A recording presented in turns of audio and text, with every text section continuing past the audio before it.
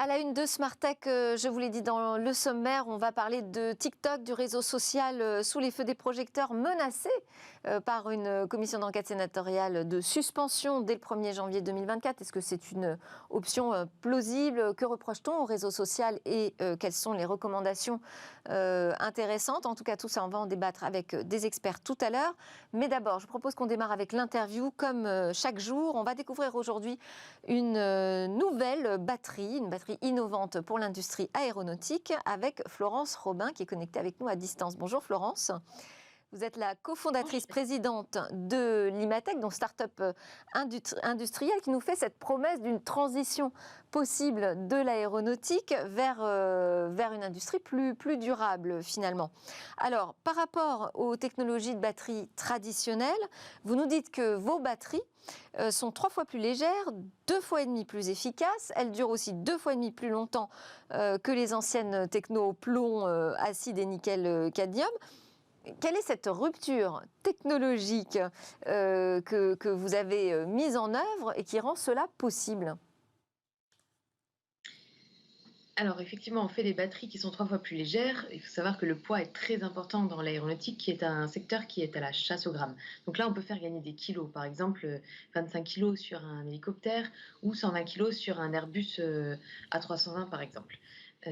Maintenant, on a développé une brique technologique dans la partie électronique de gestion de la batterie au lithium qui nous permet d'augmenter de 150% la densité de puissance de nos batteries. Donc, par exemple, concrètement, on arrive à faire 13 démarrages consécutifs sans avoir à recharger la batterie entre 2 démarrages, là où une autre batterie au lithium n'en fera que 5 de démarrage, ou là où une vieille technologie de batterie n'en fera que 3.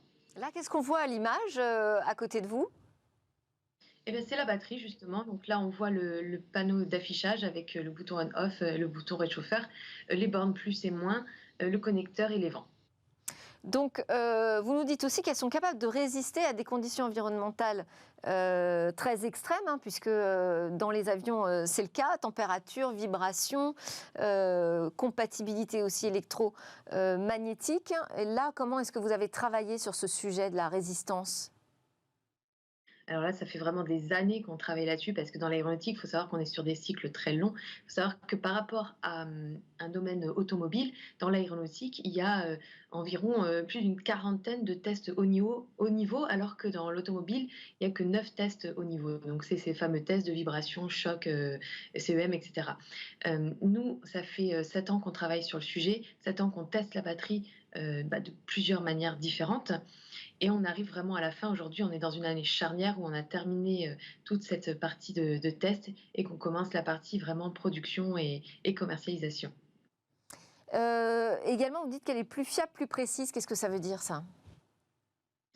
Alors bah, justement, ça c'est le brevet on a plusieurs brevets, mais il y en a un en particulier qui est beaucoup plus innovant, on va dire, que tous les autres qu'on ait pu déposer.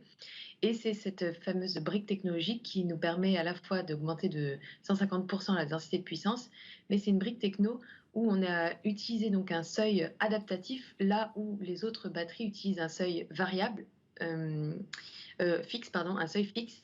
Et c'est un seuil en fait qui permet de couper la batterie en cas d'événements redoutés qui sont du coup l'emballement thermique, hein, c'est quand la batterie monte en température. C'est aussi pour ça qu'on fait énormément de tests pour être sûr qu'il n'y ait pas cette montée en température qui peut entraîner des dégâts par la suite. Donc nous, ce seuil en fait qu'on a créé qui est vraiment adaptatif à toute la durée de vie de la batterie nous permet d'être en sécurité et en fiabilité vraiment sur les 10 années de longueur de vie de nos batteries. Et pourquoi ce choix du lithium?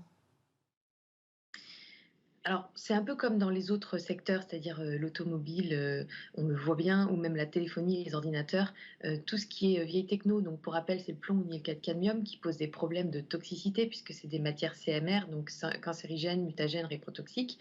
On a tendance à venir changer ces vieilles techno par du lithium qui, intrinsèquement, est 3 fois plus légère, qui est 2,5 fois plus long en termes de durée de vie, qui n'a pas d'effet mémoire, et cetera. Donc ça, c'est vraiment propre au lithium.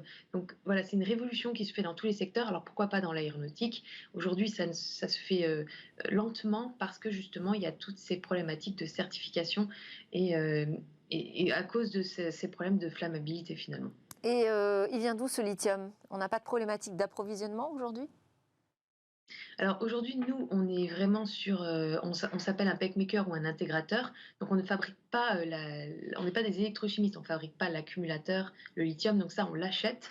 Alors aujourd'hui, c'est vrai qu'on l'achetait, essentiellement, en Chine, enfin les usines sont en Chine, même si, notre fabricant est plutôt en Europe, mais ces usines en Chine. Donc ça pose quand même un problème au niveau de la souveraineté, au niveau de l'Europe ou même de la France.